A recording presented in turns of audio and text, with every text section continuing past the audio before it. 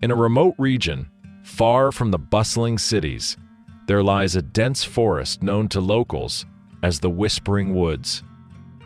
The forest earned its name from the eerie whispers that seemed to emanate from its depths, especially on moonless nights.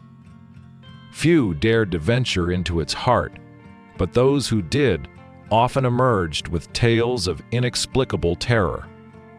One crisp autumn evening, a group of friends, Jack, Lisa, Mark, and Emily, decided to embark on a camping trip into the Whispering Woods. They had heard the rumors and spooky stories, but dismissed them as mere legends, believing that the forest would offer them a thrilling adventure. Equipped with tents, flashlights, and provisions, they set out, determined to uncover the mysteries of the woods. The journey to their chosen campsite was uneventful. As they pitched their tents and started a campfire, the air was filled with laughter and camaraderie. The flickering flames cast long shadows, and the scent of roasting marshmallows mingled with the earthy aroma of the forest. Everything seemed perfect. As the night grew darker, the whispers began. At first, they were faint, almost indistinguishable from the rustling of leaves in the breeze. But as the hours passed, the whispers grew louder and more distinct. The friends exchanged uneasy glances, trying to ignore the growing sense of dread. Suddenly, Emily screamed. "Did you hear that?" she asked, her voice trembling. "It's just the wind," Mark replied, though he didn't sound convinced. "No," Emily insisted. "It said my name." The group fell silent, straining their ears. The whispers seemed to surround them, coming from all directions. Emily, Jack, Lisa, Mark. The names were clear, as if the forest itself were calling to them.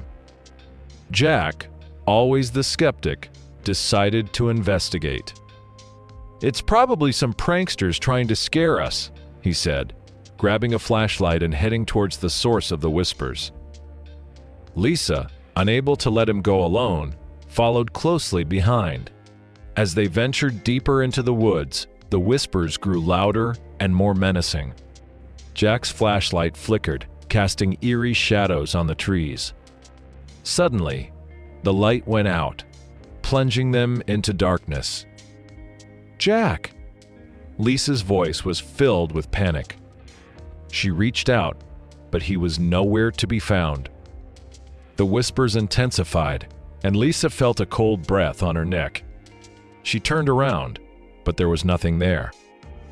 Back at the campsite, Mark and Emily anxiously awaited their return. Minutes turned into hours, and there was still no sign of their friends. The whispers seemed to mock them, growing louder and more insistent. "Lisa, Jack? Lisa, Jack?" Fear gripped Emily.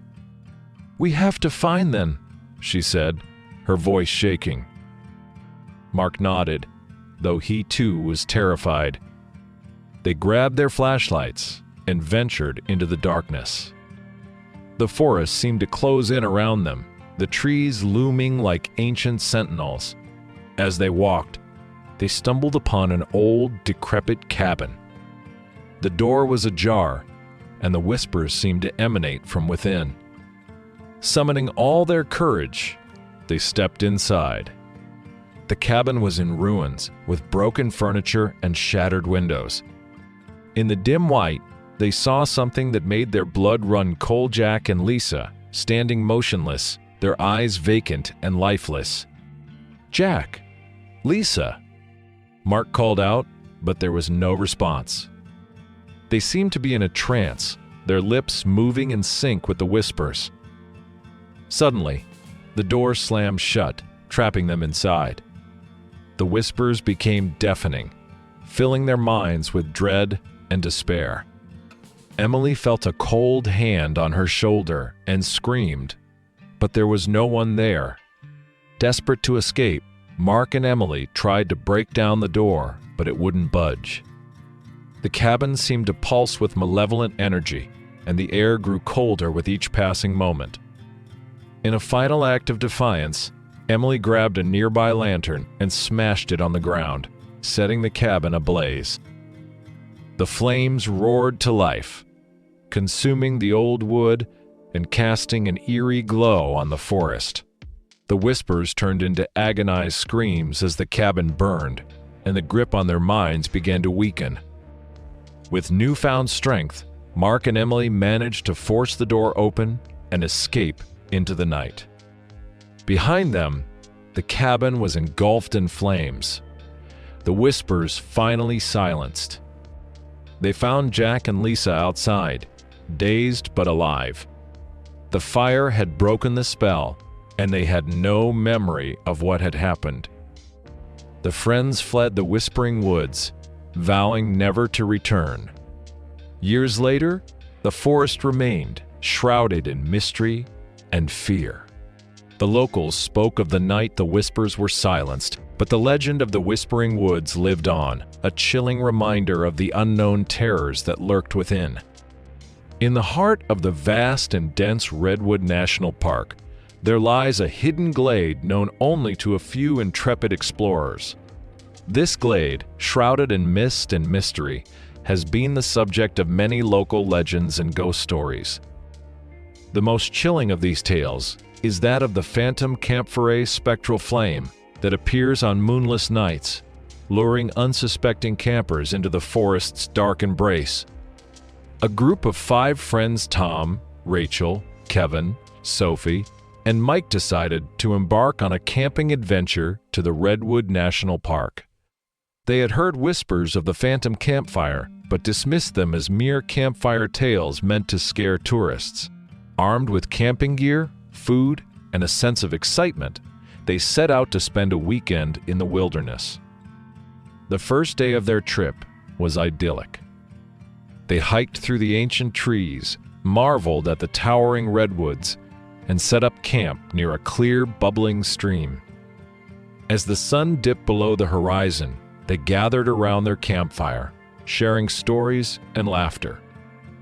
The crackling flames and the scent of pine filled the air, creating a warm and comforting atmosphere.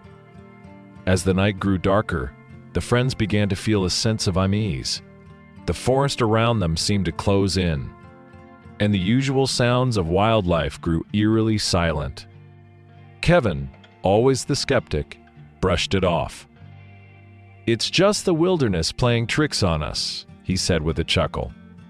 Rachel, however, couldn't shake the feeling that they were being watched. Her eyes darted around the perimeter of their campsite, searching for any signs of movement. "Do you guys hear that?" she asked, her voice barely above a whisper. The group fell silent, straining their ears. At first, there was nothing but the crackling of their campfire. But then, faintly, they heard a low, distant hum, almost like a melody carried on the wind. "Maybe it's just the wind," Sophie suggested, though she didn't sound convinced. As the night wore on, the friends decided to call it a night and retreated to their tents. Tom, the group's leader, stayed up a bit longer, tending to the fire and ensuring everything was secure. Just as he was about to turn in, he noticed a flickering light in the distance, deep within the forest. Curiosity getting the better of him, Tom decided to investigate. He grabbed his flashlight and ventured into the woods, the mysterious light guiding his way. The further he went, the clearer the light became. It was a campfire, but unlike any he had ever seen. The flames were an unnatural shade of blue, and they cast eerie, elongated shadows on the trees. As he approached the phantom campfire, Tom realized he was not alone. Figures began to materialize around the fire, ghostly apparitions of men, women, and children. They were dressed in old-fashioned clothing, their faces gaunt and hollow. Despite their ethereal appearance, they seemed unaware of Tom's presence, continuing to go about their ghostly activities. Suddenly, the apparitions turned to face him, their eyes glowing with an otherworldly light. A cold chill ran down Tom's spine, and he realized he needed to get back to camp. He turned and ran, his heart pounding in his chest. Back at the campsite, the friends were woken by Tom's frantic return. "We need to leave, now," he gasped, his face pale and eyes wide with fear. "What's going on?" Mike asked, groggy and confused. "No time to explain," Tom insisted. "We have to go." Sensing the urgency in Tom's voice, the friends quickly packed up their gear and prepared to leave. As they were about to set off, the phantom campfire appeared at the edge of their campsite, its blue flames casting an eerie glow. The ghostly figures emerged from the darkness, their hollow eyes fixed on the group. "Come with us," they whispered in unison, their voices echoing through the forest. Panicked, the friends fled into the night, their flashlights barely cutting through the thick darkness. The whispers grew louder, the ghostly figures pursuing them relentlessly. No matter how fast they ran, the apparitions seemed to close the distance effortlessly. Rachel stumbled and fell, her flashlight rolling away. Kevin and Mike helped her to her feet, but the delay allowed the ghostly figures to draw closer. Just as they were about to be overtaken, a blinding light cut through the darkness, and the apparitions vanished. Breathless and terrified, the friends looked around, trying to find the source of the light. Standing before them was an elderly man, his face weathered and kind. He held a lantern that emitted a warm, golden glow. "You shouldn't be here," the old man said, his voice gentle but firm. "The Whispering Woods are not safe for the living." "Who are you?" Tom asked, his voice trembling. "My name is Samuel," the old man replied. "I am the guardian of this forest, tasked with protecting both the living and the spirits that dwell here." Samuel explained that the phantom campfire was a remnant of a tragic event that had occurred many years ago. A group of settlers had perished in a terrible fire, their spirits forever bound to the forest. On moonless nights, the phantom campfire would appear, drawing the living into the woods in a desperate attempt to find peace. "The spirits mean no harm," Samuel said, "but they are lost and confused. They seek solace in the living, hoping to find a way to move on." With Samuel's guidance, the friends made their way out of the forest and back to safety. As they reached the edge of the woods, they turned to thank the old man, but he was gone, leaving only the faint glow of his lantern in the distance. The friends never spoke of their encounter again, but the memory of that night haunted them for years to come. They knew that the phantom campfire still flickered deep within the Whispering Woods, waiting for the next group of unsuspecting campers to be drawn into its ghostly embrace. And so, the legend of the phantom campfire lived on, a chilling reminder of the unknown terrors that lurk in the heart of the forest.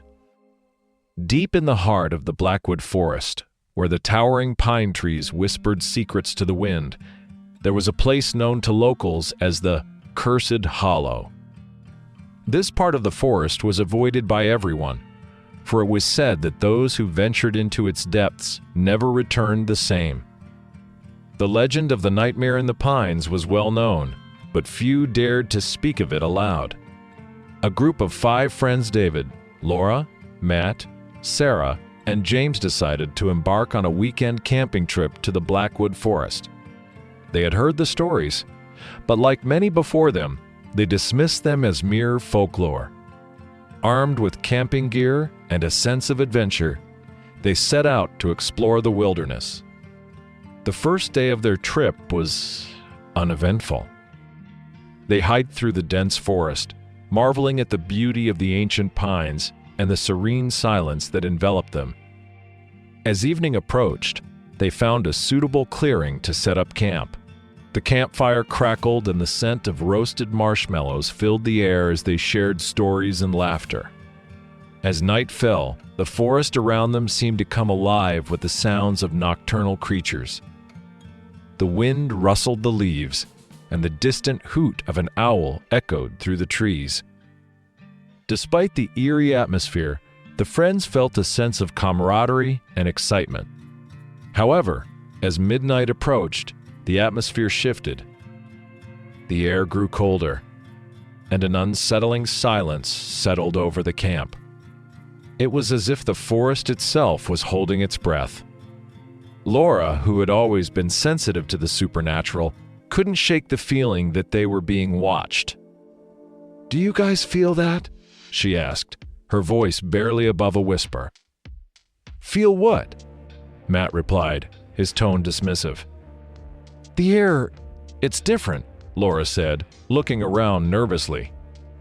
"It feels wrong." David, the group's leader, tried to reassure her. "It's just the forest, Laura. We've been hiking all day. You're probably just tired." But Laura couldn't shake the feeling of unease. She decided to take a short walk to clear her head, and James offered to accompany her. As they ventured deeper into the woods, the whispers began. At first, they were faint, almost indistinguishable from the rustling of the leaves. But soon, the whispers grew louder and more distinct, echoing through the trees. "Did you hear that?" Laura asked, her voice trembling. James nodded, his eyes wide with fear. "Yeah, I heard it. Let's head back." As they turned to leave, they realized they were no longer alone. Shadows moved among the trees, and the whispers grew louder, forming words that sent chills down their spines. "Leave this place before it's too late." Laura and James quickened their pace, but the shadows seemed to follow them. When they finally reached the campsite, they found their friends standing around the fire, their faces pale and eyes wide with fear. "We heard it too," Sarah said, her voice shaking. "The whispers, they're everywhere." David, trying to maintain control, suggested they stick together and stay close to the fire. But the whispers persisted, growing louder and more insistent. The air grew colder, and the shadows seemed to close in around them. Suddenly, the campfire flickered and went out, plunging them into darkness. Panic set in as they fumbled for their flashlights, but the beams of light did little to penetrate the oppressive darkness that surrounded them. "Run!" David shouted, his voice filled with terror. "We need to get out of here!" The friends scattered in different directions, their footsteps echoing through the forest. Laura and James stuck together, while Matt, Sarah, and David each took different paths, hoping to find a way out of the cursed hollow. Laura and James stumbled through the woods, their flashlights casting eerie shadows on the trees. The whispers grew louder, and they could feel cold hands brushing against their skin, though they saw no one. Their breaths came in ragged gasps as they pushed forward, desperate to escape the nightmare that had ensnared them. Meanwhile, Matt found himself lost in a labyrinth of trees, the whispers taunting him at every turn. He could see shadowy figures out of the corner of his eye, but when he turned to face them, they vanished. His heart pounded in his chest as he called out for his friends, but there was no response. Sarah, too, was struggling to find her way. The forest seemed to shift and change around her, the path she thought she was following disappearing into darkness. The whispers grew more malevolent, and she felt a sense of dread settle over her.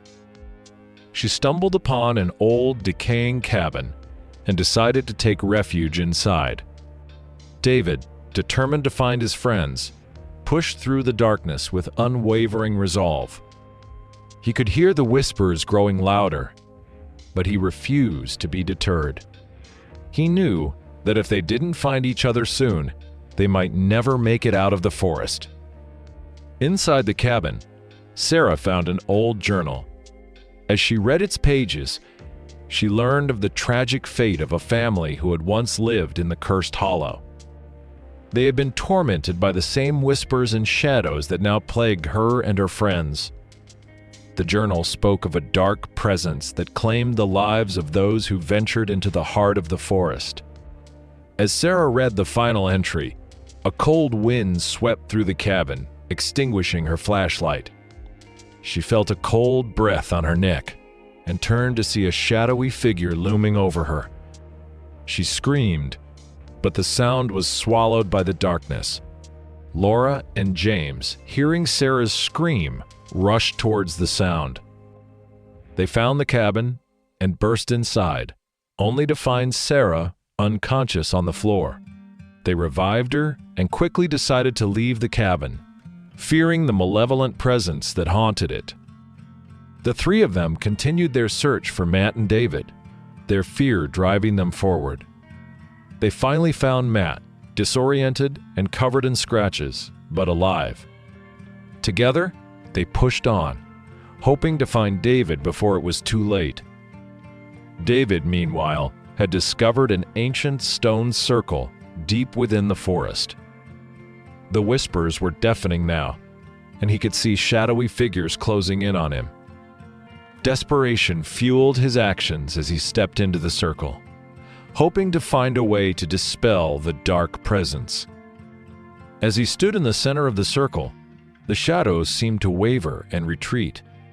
He felt a surge of energy, as if the stone circle was protecting him from the malevolent forces that surrounded him. He called out to his friends, and to his relief, they soon appeared at the edge of the clearing. "David?" Laura shouted, running towards him. "Stay inside the circle," David warned, his voice urgent. "It's the only safe place." The friends hurried into the circle, the shadows retreating as they approached. The whispers grew fainter, and the oppressive darkness began to lift. They stood together, holding hands and drawing strength from each other. As the first light of dawn broke through the trees, the whispers finally fell silent, and the shadows disappeared. The friends, exhausted but relieved, made their way out of the cursed hollow and back to safety. They never spoke of their ordeal again, but the memory of that night haunted them for years to come. The Blackwood Forest remained, its ancient pines whispering secrets to the wind. And deep within its heart, the cursed hollow lay in wait, ready to ensnare the next group of unsuspecting campers who dared to venture into its dark embrace.